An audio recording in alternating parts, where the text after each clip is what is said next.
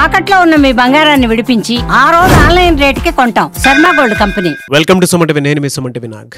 According to Vedic astrology కనుక మనం చూసుకుంటే కన్యా రాశి వారికి నరదృష్టి ప్రభావం ఉంటుందా లేదా, ఎస్పెషల్లీ విమెన్కి ఉంటే ఎలా ఉంటుంది, దానికి వేదిక్ ఆస్ట్రాలజీ ఏం చెప్తుంది అనేది ఈరోజు మనతో పాటు వేదిక్ ఆస్ట్రాలజర్ ఉమా గారు ఉన్నారు. అది వారి మాటలో అడిగి తెలుసుకుందాం. Hello sir. హలో నాగరాజ్ గారు. సార్, కన్యా రాశి వారికి ఎస్పెషల్లీ విమెన్కి నరదృష్టి ప్రభావం ఉంటే ఎలా ఉంటుంది, ఎలా ఐడెంటిఫై చేయాలి, రెమెడీ ఏమైనా ఉంటుందా? కన్యా రాశి మనం మాట్లాడుకునే అంశం కొంచెం క్లియర్గా వాళ్ళకి అర్థం అవ్వాలి కాబట్టి, కన్యా రాశి స్త్రీలు అంటే ఎక్కువగా ఆడవాళ్ళ గురించి మనం ఇప్పుడు మాట్లాడుకుంటున్నాము. నరదృష్టి ప్రభావం అంటున్నామండి. మనం మాట్లాడుకునేది జాతక అంశాలతో పాటు నరదృష్టిని కూడా సమన్వయం చేసుకుంటూ చెప్పాలి. అయితే నరదృష్టి అంటే ఏదో సాధారణంగా ఏదో ఒక జనరల్ వర్డ్ అని చాలామంది అనుకుంటూ ఉంటారు. దానివల్ల వచ్చేటువంటి ఎఫెక్ట్ ఎంత దారుణంగా ఉంటుందో చాలా కొద్ది మందికి మాత్రం అనుభవించిన వాళ్ళకి తెలుసు. కానీ అనుభవించే చాలామందికి కూడా అది నరదృష్టి వల్లే అని కూడా తెలియదు, ఏదో అనుకుంటూ ఉంటారు. అయితే నరదృష్టి అంటే ఏమిటి, దాంట్లో ఎన్ని రకాలుగా విభజించబడి ఉందో ఒక్కసారి మనం చూస్తే, ముఖ్యంగా మొదటిది సామాన్యమైన దృష్టి, సామాన్య నరదృష్టి అని మనం చెబుతూ ఉంటాం. అంటే ఏదైనా ఫంక్షన్కి వెళ్ళినప్పుడో లేకపోతే ఎక్కడైనా ఒక సెంటర్ ఆఫ్ అట్రాక్షన్గా ఆనినప్పుడో, మనకి ఏదైనా చిన్న విజయమో చిన్న బండో ఏదో చిన్నది ఏదైనా కొనుక్కున్నప్పుడో, ఒక శుభం జరిగినప్పుడో ఖచ్చితంగా నలుగురు దృష్టి ఆటమే పడుతుంది అబ్బా అనుకుంటారు. దాన్ని సామాన్యమైన నరదృష్టిగా పేర్కొంటారు. దానివల్ల సాధారణంగా ఈ యొక్క జ్వరము, వికారము, వామిటింగ్స్, ఆకలి లేకపోవడము, నిద్ర పట్టకపోవడం లాంటి ఎఫెక్ట్స్ అనేవి ఖచ్చితంగా 2 నుంచి 4 రోజుల్లోనే కనబడిపోతాయి. దానివల్ల ఎప్పుడైతే ఆ వ్యక్తి స్ట్రాంగ్ విల్ పవర్తో కానీ భగవద్ ఆరాధన, దేవతార్చన లాంటివి చేస్తూ ఉంటాడో ఆ దృష్టి నుంచి తొందరగానే మళ్ళీ ఉపశమనం పొందగలుగుతాడు, ఏం చేయకపోయినా వారి యొక్క జీవనశైలి ద్వారానే. ఇక రెండవది మహానరదృష్టి అండి. ఇది చాలా భయంకరమైంది నాగరాజు గారు. దీని గురించి చెప్పాలి అంటే, ఈ మహానరదృష్టి సోకిన వాళ్ళు యాక్సిడెంట్స్కి గురవుతుంటారు, రక్తం కళ చూస్తారు, అవయవాలు సరిగ్గా పనిచేయకపోవడం, పెరాలసిస్ వస్తుంది చాలామందికి, లెఫ్ట్ ఆర్ రైట్ కానీ. తరువాత తీవ్రమైన ఆరోగ్య సమస్యలు వస్తాయి, కానీ అది ఏ సమస్యో గుర్తించడం చాలా కష్టం అవుతుంది. హాస్పిటల్స్కి విపరీతమైన డబ్బులు ఖర్చు పెడుతూ ఉంటారు. ఎలాంటి ఆరోగ్య సమస్య ఏంటో కూడా బయటపడుతుంది, అదొకటి. రెండవది గృహ నిర్మాణములు కానీ, ఏదైనా ఒక ఓపెనింగ్స్ కానీ, ఇంట్లో శుభకార్యం కానీ అనుకున్నప్పుడు, దాని గురించి మనం చేద్దాం అనుకున్నప్పుడు, అది పనిలో పడినప్పుడు, ఆ ప్రయత్నం చేస్తున్న క్రమంలో ఇల్లు కడతారు, ఒక అంతస్తు, 2వ అంతస్తు, 3వ అంతస్తు దగ్గర అర్ధాంతరంగా మధ్యలో ఆగిపోతుంది.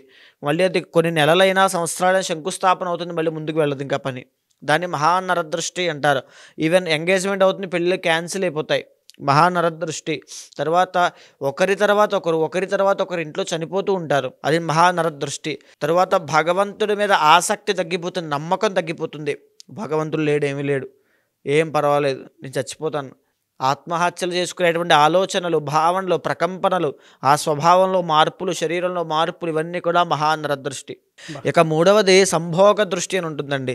ఒక అన్యోన్యంగా బ్రతికేటువంటి భార్యాభర్తల దంపతుల మధ్యలో ఆ అందంగా ఉండేటువంటి ఎవరో ఒకరి మీద మూడో ఒక వ్యక్తి యొక్క దృష్టి పడినప్పుడు ఆ వ్యక్తి యొక్క దృష్టిని సంభోగ దృష్టిగా పేర్కొంటారు. దానివల్ల ఆ దంపతుల మధ్యలో అన్యోన్యత తగ్గిపోతుంది, లేదా అక్రమ సంబంధాలకి దారితీస్తాయి, లేదా వీళ్ళిద్దరి మధ్యలో అనుమానాలు, సందేహాలు, భార్య భర్తని సరిగ్గా పట్టించుకోకపోవడం, భర్త భార్యని సరిగ్గా పట్టించుకోకపోవడము, ఇంతకు ముందులా ఉండకపోవడం లాంటివి ఎన్నో సమస్యలు సంభోగ దృష్టి వల్ల మ్యారీడ్ లైఫ్లో ఇష్యూస్ వస్తాయి, రిలేషన్షిప్లో ప్రాబ్లమ్స్ వస్తాయి, డైవర్స్ దాకా వెళ్ళిపోతాయి. ఇక నాలుగవది సంతాన దృష్టి అని ఉంటుందండి. అంటే చిన్నపిల్లలకి, చంటి పిల్లలు ఉంటారు కదా, చంటి పిల్లలు ఏమీ లేకుండా, అసలు ఏ కారణం లేకుండా అర్ధరాత్రి పూట లేచి కూర్చుని ఏడుస్తూ ఉంటారు ప్రతిరోజు.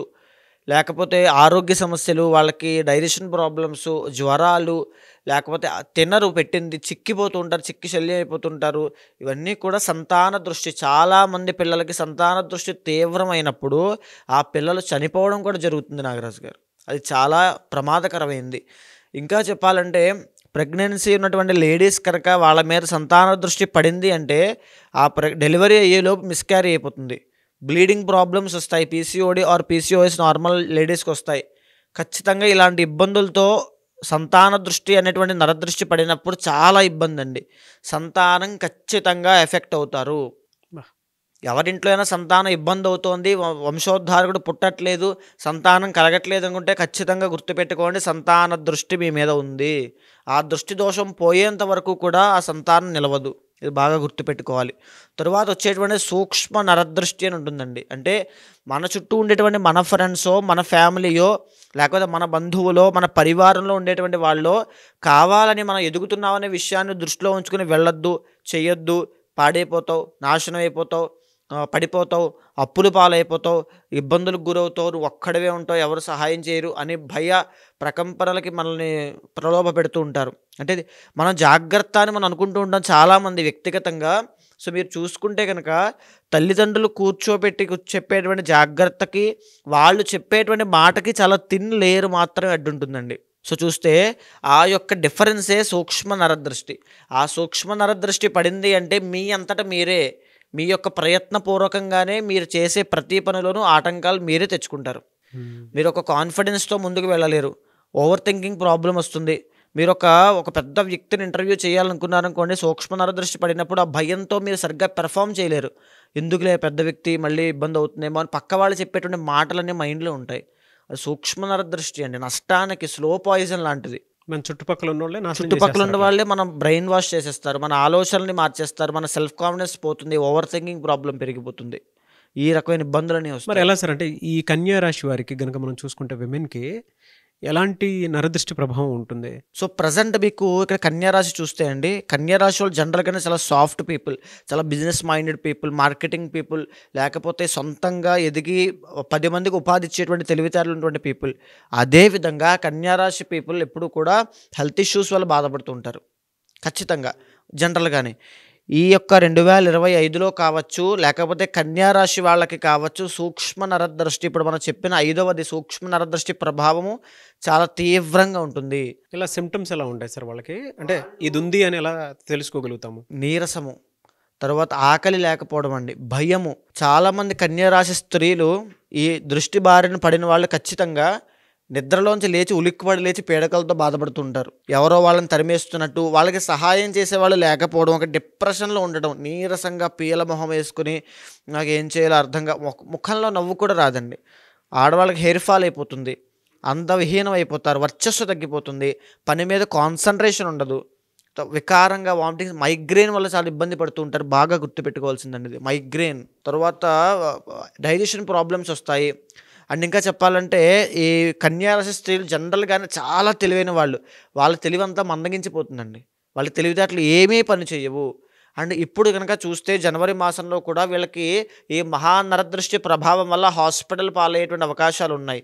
జరిగినటువంటి డిసెంబర్లో అదే ప్రాబ్లంతో బారిన పడ్డారు, ఇప్పుడు మళ్ళీ జనవరిలో కూడా అదే ప్రాబ్లం వస్తుంది. 2 నరదృష్టిలు ఉన్నాయి ఖచ్చితంగా అండి, సూక్ష్మ నరదృష్టి, మహానరదృష్టి, ఈ 2 బారిన పడతారు. మీరు మళ్ళీ వీడియో ఫస్ట్ నుంచి చూడండి, తెలుస్తుంది. సూక్ష్మ నరదృష్టిలో ఏముంటుంది అని అంటే, మీ చుట్టుపక్కల ఉండేటువంటి వాళ్ళే మిమ్మల్ని ఇన్ఫ్లుయెన్స్ చేసి చెడగొట్టేస్తారు. మహానరదృష్టి అంటే ఇంకా మీరు ఫస్ట్ నుంచి వీడియో చూస్తే మీకు తెలుస్తుంది. దాన్ని చాలా ఇబ్బందులు పడతారండి, హాస్పిటల్స్కి, సర్జరీస్కి, ఇంజూరీస్కి, గాయాలు పాలవ్వడము, అసలు నిరంతరం మెడికేషన్ వాడుకునేటువంటి అవసరం. ఈవెన్ టీనేజ్లో ఉన్నటువంటి కన్యారాశి అమ్మాయిలకు కూడా ఈ మహానరదృష్టి ప్రభావం వల్ల నిరంతరం మందులు వాడాలి, హాస్పిటల్కి వెళ్ళాలి, ట్రీట్మెంట్ చేయించుకోవాలి, చెకప్లు చేయించుకోవాలి, డబ్బులు వాటి ఖర్చు పెట్టాలి. ఎలా సార్, ఏ మంత్ నుంచి ఏ మంత్ వరకు ఎలా ఉంటుంది వాళ్ళకి? ఇప్పుడు వీళ్ళకి చూస్తే అండి, జనవరి మాసం దగ్గర నుంచి మార్చి దాకా సూక్ష్మ నరదృష్టి ప్రభావం చాలా తీవ్రంగా ఉండే అవకాశాలు ఉన్నాయండి. ఎప్పుడైతే మే 15 తర్వాత నుంచి గురుడు 10th హౌస్లోకి రాబోతున్నాడో, వీళ్ళకి వృత్తిరీత్యా కాస్త మెరుగైనటువంటి అవకాశాలు వస్తాయో, వీళ్ళకి సేమ్ సూక్ష్మ నరదృష్టి వల్ల, మహానరదృష్టి వల్ల వీళ్ళు ఏదైనా వాహనాలు కానీ అవి కొనుగోలు చేసే అవకాశాలు ఉంటాయి. ఎప్పుడైతే ఈ సూక్ష్మ నరదృష్టి యొక్క ప్రభావం పడుతుందో అవి కొనలేకపోవడము, లేకపోతే వీళ్ళు సొంతంగా వీళ్ళ దగ్గర డబ్బులు ఉంటే కానీ ఎంజాయ్ చేయలేరు, అనుభవించలేరు. ఎప్పుడైతే మహానరదృష్టి ప్రభావం పడుతుందో అవి యాక్సిడెంట్స్కి గురవ్వడము లాంటివి జరుగుతాయి. ఈ వాహన ప్రమాదాలు, లేకపోతే పెళ్ళిళ్ళు మధ్యలో ఆగిపోవడము. 10th హౌస్లో ఎప్పుడైతే, ఇప్పుడు ఫర్ సపోజ్ సంతానం చూసినప్పుడు సంతాన స్థాన అధిపతి 10వ స్థానంలో ఉన్నాడు అనుకోండి, సంతానం ఆలస్యం అవుతుంది, దోషం ఉంటుందని చెప్తామండి. సో సంతానం కోసం ప్రయత్నించే వాళ్ళకు కూడా మిస్క్యారీ అవ్వడము, లేకపోతే ఆ ఆరోగ్య సమస్యలు, సంతానానికి సంబంధించిన ఆరోగ్య సమస్యలు బాగా గుర్తుపెట్టుకోండి నాగరాజు గారు. కన్యారాశి స్త్రీలకి కనుక న్యూరో సంబంధించినటువంటి ప్రాబ్లమ్స్ వస్తున్నాయి అనంటే, డెంటల్ ప్రాబ్లమ్స్ వస్తున్నాయి అనంటే, ఈఎన్టీ ప్రాబ్లమ్స్ వస్తున్నాయి అనంటే అది మహానరదృష్టి యొక్క ప్రభావం చేత వస్తాయి. బాగా గుర్తుపెట్టుకోండి. ఈ 3 విషయాలు, ఈ 3 ఆరోగ్య సమస్యలు వాళ్ళకు వస్తున్నాయి అంటే ఖచ్చితంగా మహానరదృష్టి యొక్క ప్రభావం ఉంది. ఎలా సార్ మరి దీనికి రెమెడీ ఏమైనా ఉందా సార్ అసలు? మహాప్రత్యంగిర హోమం అండి. ఇప్పుడు ఈ దృష్టి యొక్క ప్రభావం ఎంతకాలంలో పనిచేస్తుందని వాళ్ళు అనుకుంటూ ఉంటారండి. వాళ్ళకి ఆ నరదృష్టి సోకినటువంటి 2 నుంచి 7 రోజుల లోపలనే వాళ్ళు ఎఫెక్ట్ అవుతారు. వాళ్ళకి ఆరోగ్య సమస్యలు, అది నార్మల్గానే హెల్త్ ఇష్యూస్ కదా అని వాళ్ళు అనుకోవచ్చు, కానీ తరచు ఎప్పుడు వస్తూనే ఉంటాయి. డిసెంబర్లోపు ఎప్పుడెప్పుడు ఎఫెక్ట్ ఎక్కువ ఉంటుంది సార్ వీళ్ళకి? ఖచ్చితంగా మే దగ్గర నుంచి ఎఫెక్ట్ స్టార్ట్ అవుతుందండి. ఈ యొక్క అశుభ వార్తలు వినడము, లేకపోతే ఆగిపోవడం పనులన్నీ అక్టోబర్ దాకా జరుగుతాయి. మరలా అక్టోబర్ దగ్గర నుంచి మహానరదృష్టి యొక్క ప్రభావం తగ్గుతుంది, సూక్ష్మ నరదృష్టి యొక్క ప్రభావం పెరిగే అవకాశాలు ఎక్కువ కనబడుతున్నాయి. ఇన్ఫ్లుయెన్స్ అయిపోతారు, ఖచ్చితంగా ఇన్ఫ్లుయెన్స్ అవుతారు. మళ్ళీ 11th హౌస్లో గురుడు కాబట్టి ఖచ్చితంగా ఇన్ఫ్లుయెన్స్ అవుతారు. సో ఈ టైంలో వీళ్ళు చేయాల్సింది మహాసుదర్శన హోమము, మహాప్రత్యంగిర హోమము. ఈ 2 హోమాలు కనుక చేసినట్లయితే వీళ్ళకి జాతకంలో ఉండేటువంటి దోషాలు తొలగిపోవడంతో పాటు మహానరదృష్టి అయినా సూక్ష్మ నరదృష్టి యొక్క ప్రభావం కూడా తగ్గిపోతుంది. ఎప్పుడైతే ఆ మహాప్రత్యంగిర అమ్మవారి యొక్క హోమాన్ని ఉపాసన చేసినటువంటి బ్రాహ్మణులు లేదా పండితులు కనుక చేసి ఆ మంత్రాన్ని అభిమంత్రించి వీళ్ళ మీద చల్లుతారో, వీళ్ళ కుటుంబ సభ్యుల మీద చల్లుతారో, ఇంటి మీద చల్లుతారో, ఇంట్లో ఉన్నటువంటి దోషము, దుష్ప్రభావము, నరదృష్టి అన్నీ కూడా దగ్ధం అయిపోతాయి. ఎలా మీరు చేస్తారా సార్ అవి? తప్పకుండా అండి. దీంతో పాటు ఇంటర్నల్ జాతకంలో కూడా చూడాలి. ఇంటర్నల్ జాతకంలో ప్లానెట్స్ బలంగా ఉన్నాయి అనుకోండి, చాలామంది ఓవర్కమ్ చేయగలుగుతారు. ఆ శక్తి వాళ్ళకి లేదు అనుకోండి, ఆ సమస్యలు ఇరుక్కుపోతారు. ఆ మహానరదృష్టి అనేటువంటి చాలా ప్రమాదకరమైంది నాగరాజ్ గారు. సో ఎప్పుడైతే ఆ ఇంటర్నల్ జాతకంలో చూసిన తర్వాత ప్లానెట్స్కి అనుగుణంగా ఈ యొక్క ప్రత్యంగిర అవ్వచ్చు, ఈ యొక్క మహాసుదర్శన హోమం అవచ్చు చేస్తామో, వాటి నుంచి తొందరగా వెంటనే శీఘ్ర ఉపశమనం అనేది కలుగుతుంది. దీంతో పాటు ప్రతి జాతకుడు, అంటే ఈ దృష్టి వల్ల బాధపడేటువంటి ప్రతి జాతకుడు ఉండేటువంటి సమస్య ఒకటి, పూజలు చేయడానికి ఇష్టపడరు, ఆసక్తి చూపించరు, లేదా వాళ్ళకి ఆ ఇంట్రెస్ట్ అనేది కలగదు, కాన్సన్ట్రేషన్, భక్తి శ్రద్ధలు రావు, పూజల మీద భగవంతుడి మీద నిలబడదు. కాబట్టి బ్రహ్మ ముహూర్తంలో ఈ పూజ అయిన తరువాత నుంచి, ప్రత్యంగిర మహాసుదర్శన హోమం అయిన తరువాత నుంచి బ్రహ్మ ముహూర్తంలో లేచి నేను చెప్పినటువంటి మంత్రాన్ని, ఓం శ్రీమాత్రే నమః అనేటువంటి మంత్రాన్ని ప్రతిరోజు బ్రహ్మ ముహూర్తంలో లేచి 108 సార్లు చదవాలి. అలా 48 రోజుల పాటు చదవాలి. అలా చదివితే ఒకవేళ హోమం లేకుండా చదువుకోవచ్చా అనుకుంటారు. అలా చదివేటువంటి ఆసక్తి మీకు లేకపోవడం చేత, భక్తి దాని మీద దృష్టి పెట్టలేకపోవడం చేత సమస్య సార్ట్అవుట్ అవ్వడం చాలా కష్టం అండి. ఏదో తాత్కాలిక ఉపశమనం పొందుతారు. ఎప్పుడైతే అమ్మవారి యొక్క హోమం జరుగుతుందో ఆ తరువాత నుంచి జరిగేటువంటి మంత్రజపం మీకు సిద్ధిస్తుంది, మంత్రసిద్ధి అనేటువంటిది కలుగుతుంది. బాగుంటే ప్రతిరోజు చేసుకున్నట్లయితే నరదృష్టి ప్రభావం మళ్ళీ జీవితంలో మీ దరి చేరదు. ఎవరికి వారికి సంబంధించినటువంటి వాటిలో కనుక మనం చూస్తే వ్యక్తిగత జాతకం ప్రకారం ఒక్కొక్కరికి ఒక్కొక్క దోషాలు అవి ఉంటూ ఉంటాయి. జనరల్గా మీ దగ్గరకు వచ్చి ఏదైనా యజ్ఞాలు, యాగాలు, హోమాలు చేయించుకుందాం అనుకున్నటువంటి వాళ్ళు ఉంటారు, పెళ్లిళ్ళకు ముహూర్తం పెట్టించుకోవాలి అనుకున్నటువంటి వాళ్ళు ఉంటారు, దాంతోపాటు కొంతమంది అన్నప్రాసన వాటికి సంబంధించింది కూడా ఉంటుంది, కొన్ని యజ్ఞాలు, యాగాలు, హోమాలు. సో వాళ్ళ బిలీఫ్ సిస్టమ్ ప్రకారం మిమ్మల్ని అప్రోచ్ అవుదాం అనుకుంటారు. అది ఏ రాశి వారైనా సరే, నక్షత్రం వారైనా సరే. వాళ్ళకి మీరు టైం ఇస్తారా? అపాయింట్మెంట్ తీసుకోవచ్చా? ప్రాసెస్ ఏంటి? తప్పకుండా అండి. మీరు కింద కనిపించేటువంటి నెంబర్కి కనుక కాంటాక్ట్ అయితే, ముఖ్యంగా ఈ జ్యోతిష్ శాస్త్రంలో ఎలాంటి సమస్యలున్నా, సందేహాలున్నా, లేకపోతే ఏదో మా మీద దుష్ప్రభావాలు ఉన్నాయి, ఇంట్లో శుభకార్యాలు ఆగిపోతున్నాయి, ఏంటో తెలియనటువంటి జీవితంలో అయిపోతుంది అనేటువంటి బాధ కానీ ఏమైనా ఉన్నా, ఖచ్చితంగా జ్యోతిష శాస్త్రం అనేటువంటిది నిర్దిష్టమైన పరిహారం ప్రతి ఒక్కరికి చూపిస్తుందండి. ఆస్ట్రాలజీ అనేటువంటిది ఒక ఆయుధం లాంటిది మన భారతదేశంలో. ఇది వెస్ట్రన్ కల్చర్లో కూడా అలవాటైందంటే దీని యొక్క పవర్ ఏంటో ఆలోచించవచ్చు. సో ఆస్ట్రాలజీ ద్వారా ప్రతి మనిషిని ప్రిడిక్ట్ చేయొచ్చు. ఆ వ్యక్తికి ఎప్పుడు ఎలాంటి సమయాల్లో ఎలాంటి జాగ్రత్తలు తీసుకోవాలో తెలుసుకోవచ్చు. ఎలాంటి ఆరోగ్య సమస్యల విషయంలో జాగ్రత్త ఉండాలి, ఎలాంటి వృత్తి వ్యాపారంలో సక్సెస్ అవుతాడు, ఎలాంటి సమయంలో పెట్టుబడి పెట్టాలి, స్టాక్ మార్కెట్ అవ్వచ్చు, లేకపోతే ఇన్వెస్ట్మెంట్స్ అవ్వచ్చు, గోల్డ్ అవ్వచ్చు, ప్రతి దాని విషయం గురించి ఈ ఆస్ట్రాలజీ చాలా కూలంకషంగా డీప్గా చెప్పింది. కాబట్టి దీన్ని అర్థం చేసుకునే విధానంలో తప్పకుండా అప్రోచ్ అవ్వచ్చు. ఖచ్చితంగా ఆ ముహూర్తాలకైనా సరే, యజ్ఞ యాగాదులకైనా, ఏ పూజా కార్యక్రమానికైనా తప్పకుండా అపాయింట్మెంట్ తీసుకోండి. కన్సల్ట్ అవుతాను, ఖచ్చితంగా చేపిస్తాను. డెఫినెట్గా. ఎనీవే సార్, థ్యాంక్ యూ అండి. థ్యాంక్ యూ సో మచ్ అమ్మ గారు. థ్యాంక్ యూ అండి. చూసారు కదా వీడియో. ఈ వీడియోపై మీ అభిప్రాయాన్ని కమెంట్ బాక్స్లో పోస్ట్ చేయండి. ముఖ్యంగా మీరు కనుక ఉమా గారిని వేదిక్ ఆస్ట్రాలజీ ప్రకారం మీకు ఉండేటువంటి లైఫ్ స్టైల్లో ఏదైనా చేంజెస్ తీసుకురావాలి అనుకున్నటువంటి వాళ్ళు, లేదనంటే ఏదైనా యజ్ఞాలు, యాగాలు, హోమాలు లాంటివి చేసుకోవాలి అనుకున్న, అండ్ దాంతోపాటు మీకు ఏదైనా డౌట్స్ ఉన్నా కూడా త్రూ వేదిక్ ఆస్ట్రాలజీ కనుక వెళ్ళాలి అనుకుంటే స్క్రీన్ మీద మీకు ఉమాగారి కాంటాక్ట్ నెంబర్ కనిపిస్తుందని మీరు కాల్ ఆర్ మెసేజ్ వాట్సాప్ చేసి వెంటనే అపాయింట్మెంట్ బుక్ చేసుకోవచ్చు. అండ్ ఈ వీడియో లైక్ చేయండి, షేర్ మాత్రం తప్పకుండా చేయండి. ఇలాంటి మరిన్ని వీడియోస్ కోసం మా ఛానల్ ఫాలో అవ్వండి. Thank you.